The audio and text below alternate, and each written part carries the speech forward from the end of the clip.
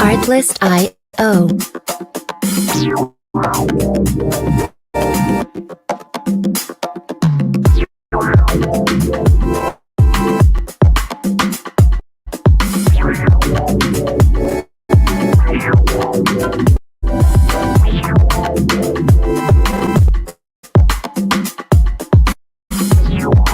Music licensing reimagined.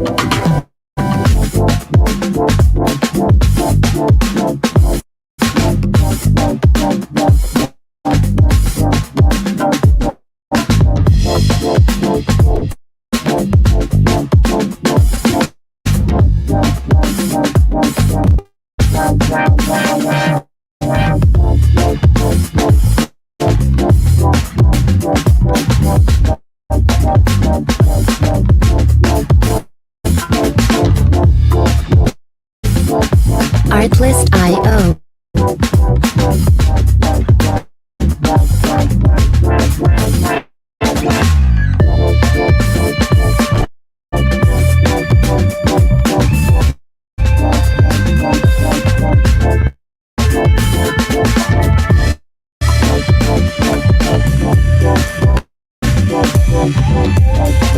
Music licensing reimagined.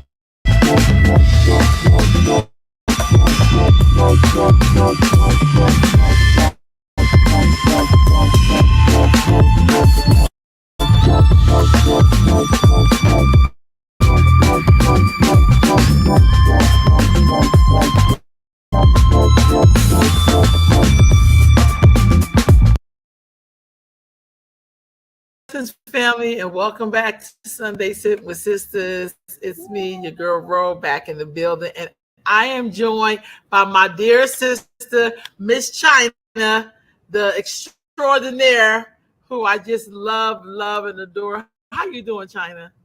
I love you back. I am fantastic. You know, I'm looking at my sis, so I'm good. What's life like in Vegas now? Because people think of Vegas, they think of slot machines, and Well, you know, Las Vegas has a little mini Africa that most people don't realize that we are here in this community. It's tons and tons of Black people who are woke, who are culturally awakened in all aspects. We have comedic yoga, we got African dance, we have drumming, we have a Yoruba community, we have a Lukumi community. I mean, we are here in full effect. So life in Vegas is actually pretty fantastic. Right on. How did you get connected with that community in particular? Oh, listen. So I'm originally born and raised in Chicago. So when I moved here, I was at the college taking some classes, and I asked the sister, her hair was laid, it was braided. So, you know, if a sister got her hair laid and braided, you know she know where Black people is at. Right. So I walked up to her. I said, sis, where the Black people at? She says, what do you mean? I said, you know, the Black people, you know, with the chicken wings, with the flats and the wings and the salt and vinegar chips, like where the people at? And she says, well, you want to go on the west side. And so what I did was I got on the bus because I didn't have a car at that time. Got on the bus, and once the landscape start changing a little bit, I said, okay, I might be in the right neighborhood. Then, you know, I saw our people standing out in front of the liquor store. I just got off the bus and just started walking into stores, into buildings, introducing myself. Then I ran up on this community center, the West Las Vegas Cultural Arts Center, and I've been here for 23 years, and it's the spot. Wow. What is the uniqueness about that West? I love going there, but what makes it so unique? Everybody's from everywhere. I'm from Chicago. Another sister's from Georgia. Another brother's from Haiti. Another brother's from Brazil. Another brother's from DC. Another sister's from Jersey. So it's a melting pot. And so everybody's bringing a little bit of their home into Las Vegas. So it's not just one way, it's a collective way of being Black and seeing how Black what Black looks like. I love it because it's a melting pot. Everybody's from somewhere else. Is there parts of Vegas, like for instance, when you're in LA and you wonder, like, how do all these Black people get to LA? Was they in the movies? Were they a part of Motown? Like when people relocated? Was they a part of what was the other one? The dancing thing. They had like Black Hollywood. You know, they have a whole community in LA. Is it like that in Vegas? Is a lot of what you do connected to that Vegas entertainment industry? Absolutely. So it's the historic West Side. That is this, and we need to make sure we say historic West Side because when we were segregated, you worked on the Strip, but you had to go through the back door. Even Sammy Davis Jr., Dorothy Dandridge, all the Black entertainers, even though they were performing on the Strip, they could not stay on the Strip. So they had to do what was called bed and breakfast, and they would come stay with our elders on the West Side. So that's how it became the historic West Side. The Moulin Rouge was on this side of town. So, you know, after Dean Martin and Frank Sinatra will go play on the Strip, they will drive to the historic West Side and hang out in the clubs over here with the Black people. And so it's a very culturally historic place here in the West Side. A lot of the Black people came to Nevada because of the Hoover Dam, building that dam, and for the mining. And they were all located here on the West Side. And Las Vegas is actually called the Mississippi of the West because it was very segregated, very oppressed in certain aspects of it. Wow. See, most people don't even know that history, China. They think of Vegas, they think slot machines, we're going to residency. Yeah, we're going to walk the Strip. But there's a whole history. It's a tremendous history. And I love when people come to town and they ask about the history, and then I can throw them in my truck and we can just kind of drive around. Remember when I drove you and your girls around on that?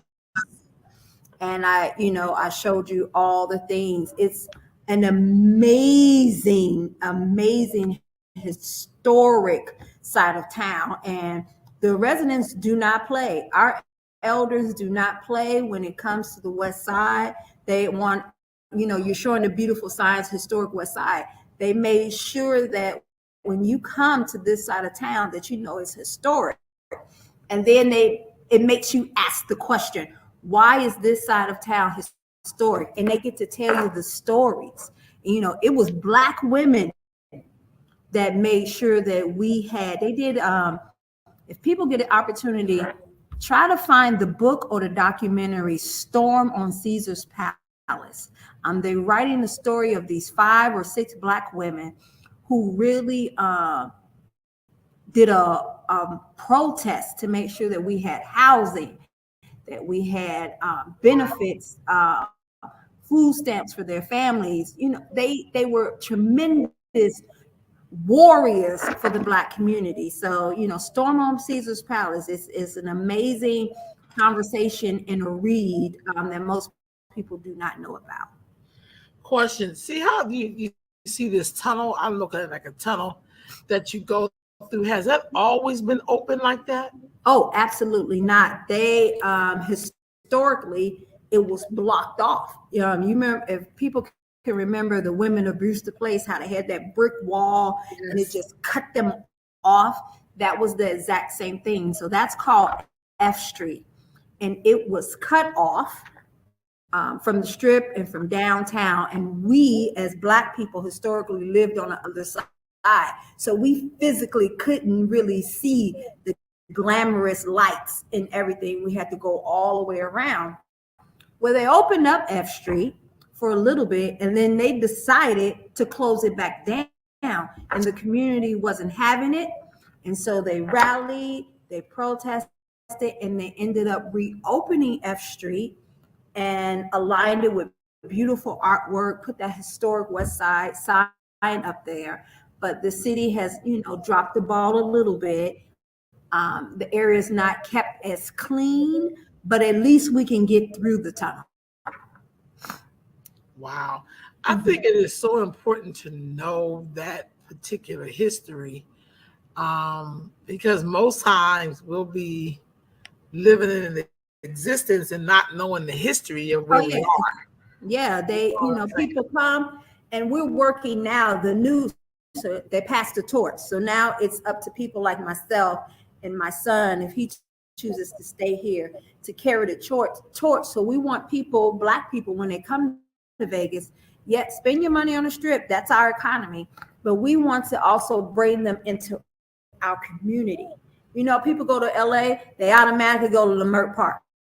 They automatically go to certain places. So now we are in the process of building a Black Mecca here in Las Vegas. I'm not quite sure what that's going to look like, how long it would take us, but we definitely want people to leave the Strip and come to our neighborhoods. And they're starting to do it. They're patronizing more of the local Black restaurants.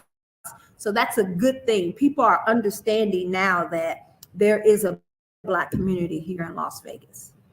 So at the Cultural Center, you also have a Rites of Passage program. Oh, yeah. How did you start that? I took a class, I think it was in 2001, 2002, with an amazing elder by the name of Lillian Grant Baptiste. She's in Savannah, Georgia. He did a Rites of Passage program for 25 years.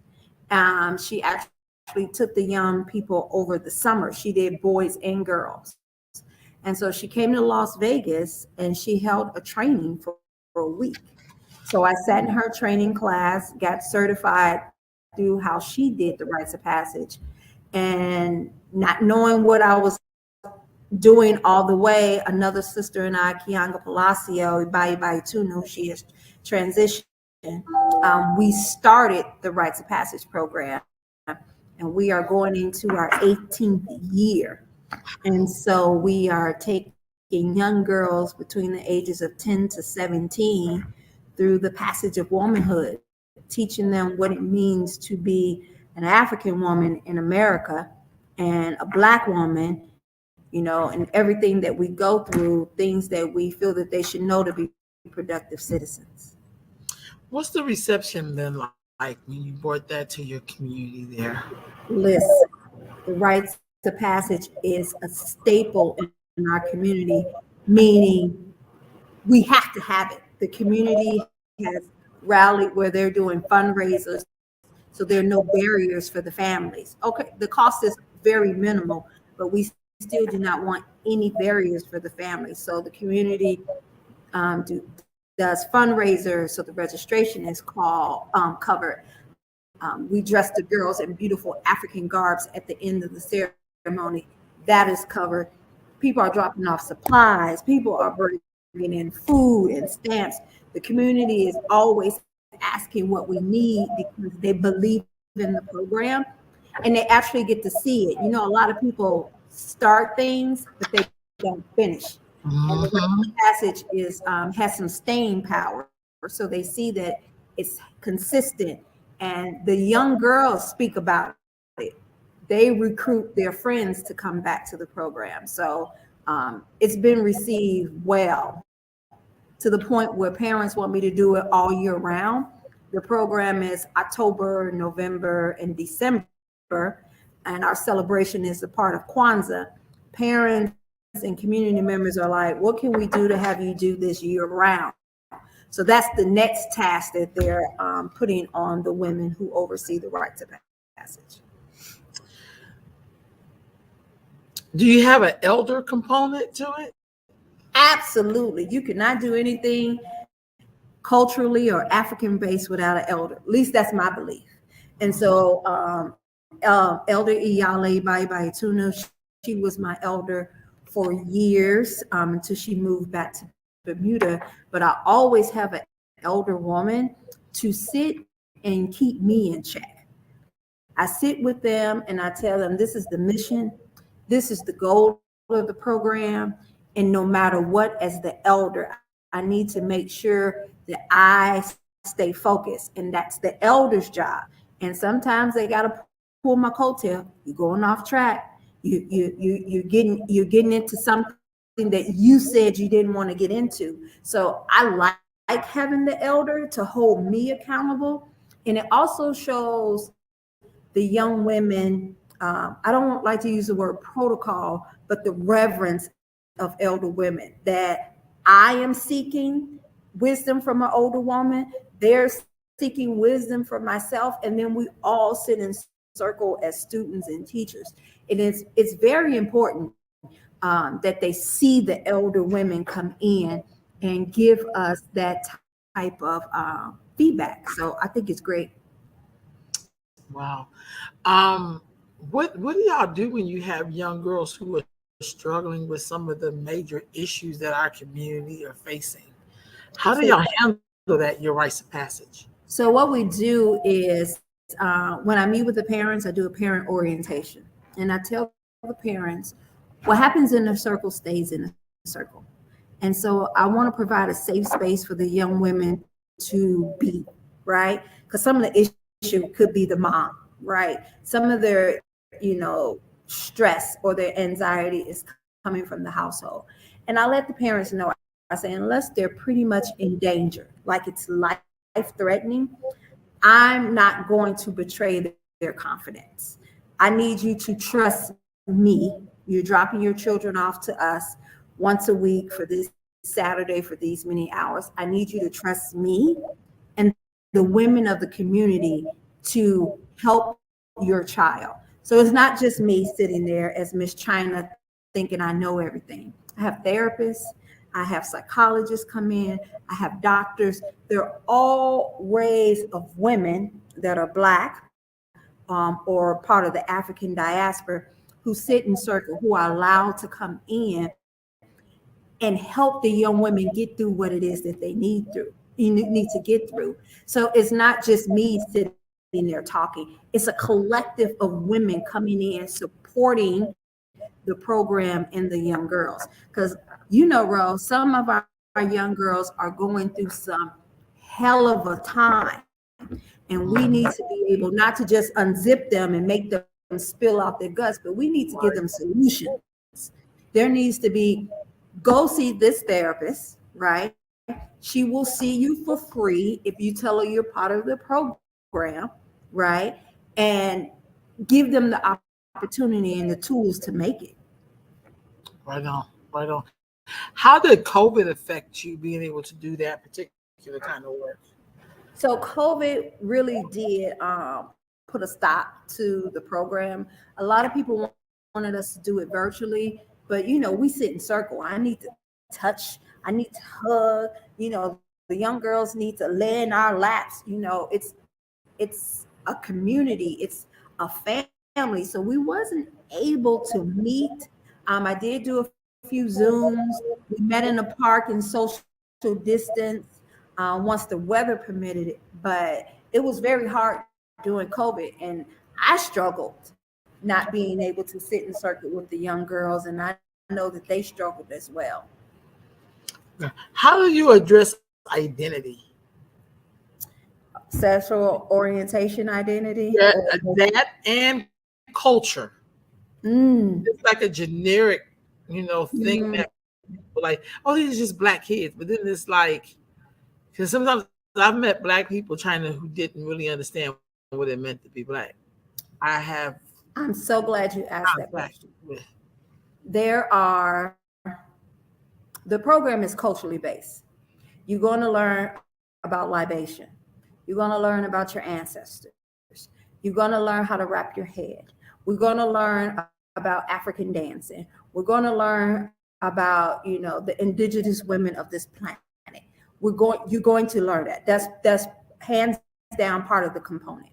But there are parents who are who, like you said, are not interested in any of that. Well, does she really have to African dance? Does she really have to do those things? Absolutely. If she's going to be a part of this program, she needs to understand all of it, right? And it's just what it is. You're going to know what it is to what Pan-Africanism looks like. You're going to know what revolution looks like. You know, whether we spend 1 day or 3 days, you're going to understand what that looks like. This is not no debutante type program. You know, we get in there, we're going to do the work, but you also going to understand how to culturally dress, how to be proud of your lips, how to be proud of your skin. You're going to understand how the media is portraying Black women. You're going to understand how Kim Kardashian is appropriating Black culture. And you're going to understand all of that when you leave the program. Wow. So do you ever get anyone who feel like I mixed and so um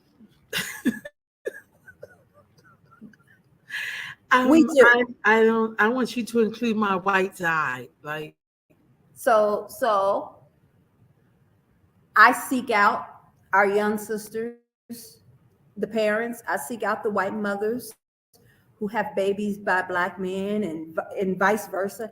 I seek out those mixed children because they need to know who they are. You know, we teach African dance. In addition to the program, we have an African dance program. I seek them out because they have to understand their Black side. They have to understand everything. And when I tell them that Black people are communal, they're like, well, what does that mean? I say, well, let me help you understand. When you go by your white parents, your white family's house, are they standoffish? Is it, you know, do you feel as comfortable as when you go on your Black side, when you walk in and it's, come on in, sit down, you got this. It's more, you know, it's more this. I said, Black people, we're communal people. We bring you close to who we are. And one girl was like, you know what? You're absolutely right. Now that you brought it to my attention, when I go over Big Mama's house, it's totally different from when I go over my grandmother's house. You know what I'm saying? The vibration is different. And I have to tell them, we're people of the sun. We love nature. We like being outside. We love getting together. Not saying that the other people don't, but us getting together in circle is different. Whether it's a barbecue or the kitchen table, we're going to sit down and we're going to talk. right on. China, how do you deal with conflict when girls are living in environments where they're constantly taught to be competitive, when they're watching Love and Hip Hop and Real Housewives of all the bullshit and, you know, like Love and Hip Hop and I mean, you just name it, Bad Girls Club, when they get this idea that in order for you to have attention, to be seen, you must be destructive. How do you deal with that? We have a pledge that we say. The young girls have to say to pledge. And they have to know it by the end of the program. That's part of the graduation. One of the pledges that we say is, I am a sister's keeper, right? And so we break that down and really understand, not only are you a sister's keeper, but you are your sister. There's enough for everybody, right? You are her in some aspect. You are her. If she hurt, you hurt. Okay, you can't be, oh, that don't have anything to do with me. Yes, it does. Yes, it does. We are only as strong as our weakest link. And it's not just competition amongst the young girls. Some of these young girls are in competition with their mothers. You know what I'm saying? Their mothers are, one young lady said, my mom don't like me because the young girl is smart. She's outgoing. She has a different energy. And so it's not just the competition of amongst themselves. They got competition in their households. And that's very strenuous. And so we just, create a safe space for them to talk it out. We do role playing. We have these these conflict things. This is you like a girl, you two of your friends, y'all like the same boy. And how did you talk that out? How, we have little things, and it's very interesting. They be like, well, if she was my friend, she wouldn't have, we just rap about it. I let them know that there's really no wrong answer, but there is consequences to your choice. If you act this way, do you think you're building sisterhood, or do you think you're tearing sisterhood down? And they're like, well, you know what? I never thought about building sisterhood and what that looks like. And it's not just, oh, she's my friend, we dressing alike. No, sisterhood is telling your sister when she's wrong, supporting her, cheering for her, clapping for her, and letting you know that it's her turn now, but your turn is coming. And there's enough for everybody. Once they realize that concept, there's enough for everybody. There's no such thing as, that lack that some of us, oh, I can't, if she can't be, it can only be one. No, you're beautiful. She's beautiful. You're smart. She's smart. Okay, she may be good at that. You may be good with this, but together, y'all good at everything.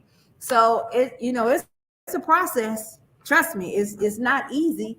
They keep coming back, keep coming back to the program for various reasons, but that competition, it's heavy because the first 2 or 3 days they don't talk to one another. They just kind of sit there, and I'm like, we don't do this.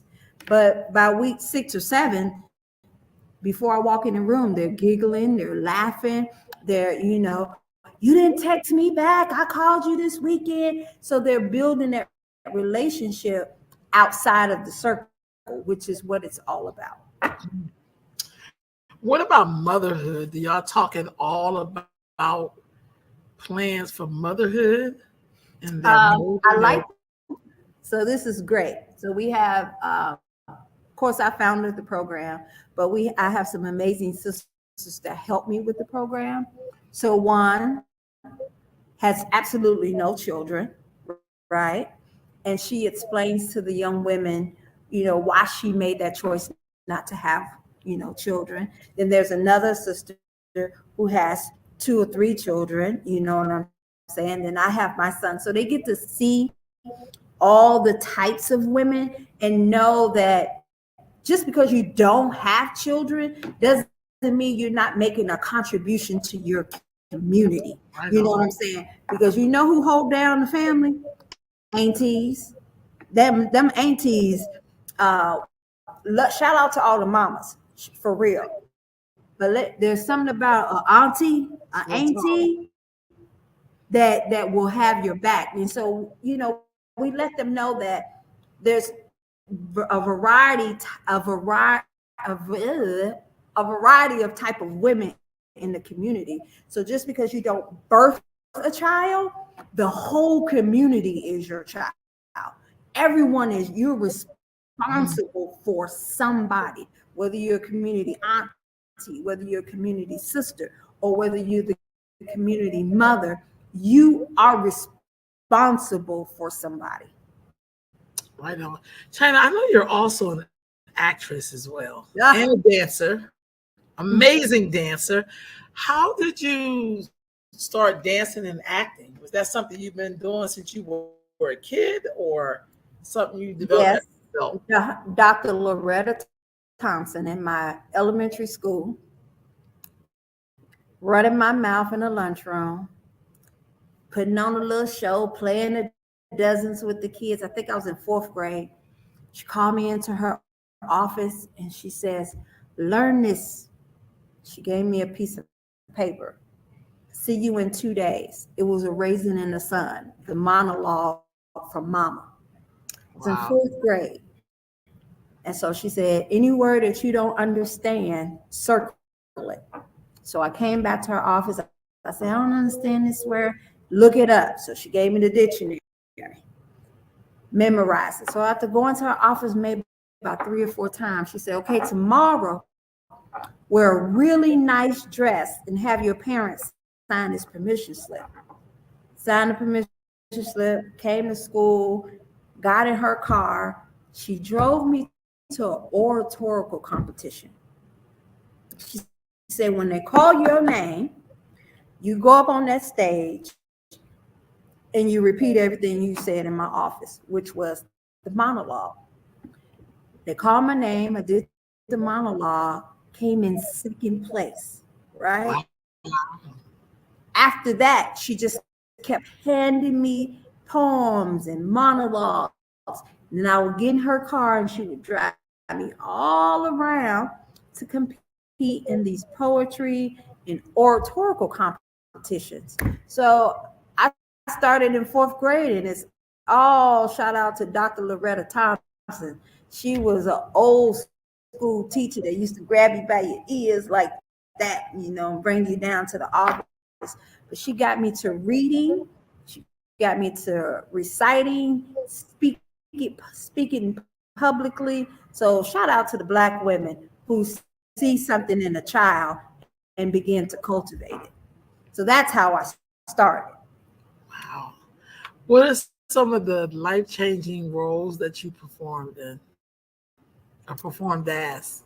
My favorite life-changing roles is play called The Colored Museum. About a young sister who mother kept her hid in the room because she was, pregnant, and she didn't want the church to know that she was pregnant, right? And that's a very powerful piece of literature because, as you know, sometimes in real life, we shunned young girls when they got pregnant. We sent them down south to have a baby, because you didn't want to look bad in the church. And so it just really made me look, when I first got that monologue, it really made me just look at older women and what they went through. What did my great aunts and my grandmothers went through when they were having those children, at 14 and 15 years old. Yes. Wow. What about you do dance? Any particular dance routine that you love to do? I do West African dance, and I love it. It's I teach children from 2 to 90, and I love it. It keeps me in shape. It keeps me connected to the community. I know every child because we teach it in school, and it's just great. It's great. The African dance is fantastic. Wow. What would you say your biggest life joy has been? Moving to Las Vegas, it was the best decision I ever could have did because I was able to create the life that I always dreamed about, right? It was going to a place and saying, you know what, they don't have it, let me create it. And the community in Las Vegas has just accepted my ideas, and I just love it. It was moving here was the best thing ever. So you don't miss Chicago at all? The food, but that's it. What kind of diverse culture does Vegas have? Everybody's here, from Ethiopians to Kenyans to people from Asia, from China. Everybody is here, so you get to see everybody because the casinos need the people who speak that language. So when people are traveling internationally, so you have these little pockets of community all around. Right on. What are your future plans? What things are you working on? Taking the right to passage a little to other cities. So I'm working on a training manual. I would love to come and sit with sisters in different parts of the country to help them develop a rites of passage program. I think it's that important to start an adult women rites of passage program because I think some of our sisters missed a lot of things, and I would love to sit in circle with them and help them figure it out as I continue to figure it out for myself. So those are my two main things I want to work on for the community here. Have you traveled to Africa? Yes, going back in July. I was actually able to partake in an African rites of passage. And so that changed my life. Seeing the rites of passage in person with a queen mother who's been doing it. The Krobo people, they've been doing the rites of passage for hundreds of years. So to be able to sit in circle and watch that was amazing. Wow. So, so you're going back to Africa in July. Yes. You've been before. Was there anything you've seen in Africa that made you think of things in America? The hair weave, the mall, they have it all. You know, most people think it's just, you know, huts and jungles, but they got malls. They wearing Fendi. They, you know, they're very, very Americanized in some spots. And then there are little pockets. You may go up 3 or 4 miles, but they're like, no, we're keeping and holding our tradition to ourselves. But it showed a lot of white people and showed a lot of Asian people moving into, you know, Africa. I went to Ghana because we were there together, Ro. We were in Ghana. Yes, we were. And I was like, there's a lot of Asian people moving, you know, into Ghana and, you know, taking up space, which I thought was very interesting. I like that expression, taking up space. They were taking up space. I don't know who came up with that, but that was just brilliant.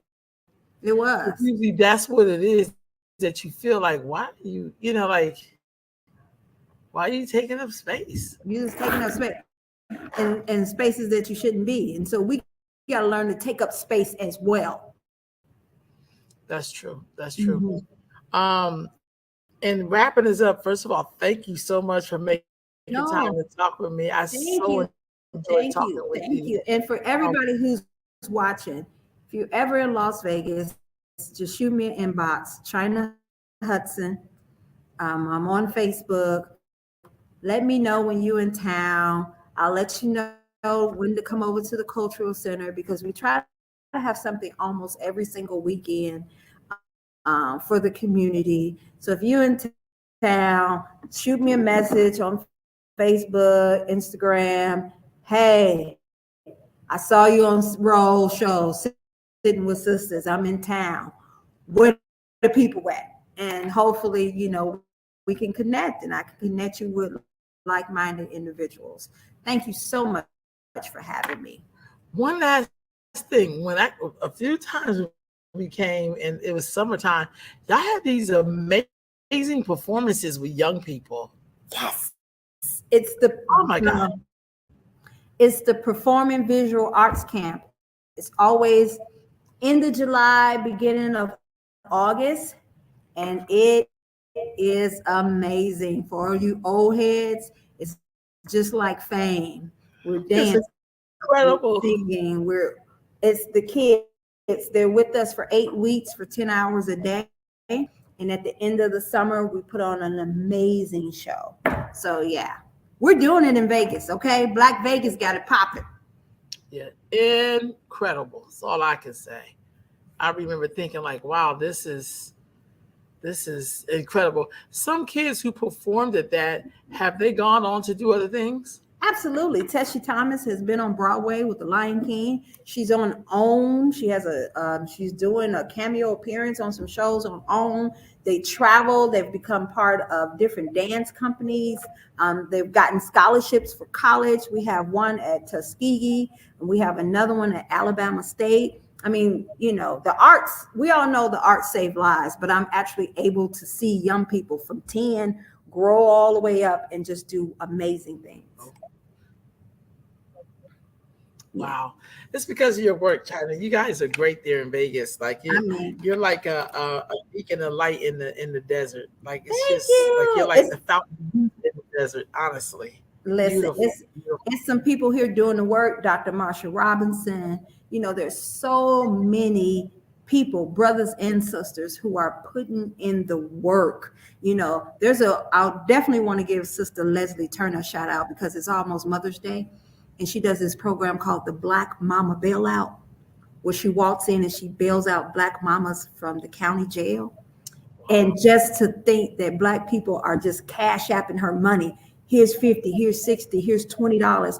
Black people from all around the community are sending her money, and she's going in to bail out Black mamas. So it's not just cultural things that's happening here in Vegas. We got the social justice on lock as well. People are doing the work here. Right on. Thank you, Miss China. Thank you. Thank you. Thank you. Facebook Live, YouTube, who's ever watching. Always a welcome here in Las Vegas. Again, it's China Hudson on Facebook. Send me a message so we can hang out. I can show you Black Vegas. Right on. All right, family. I'll see y'all next Sunday. Hold on, China. Don't hang out. Peace.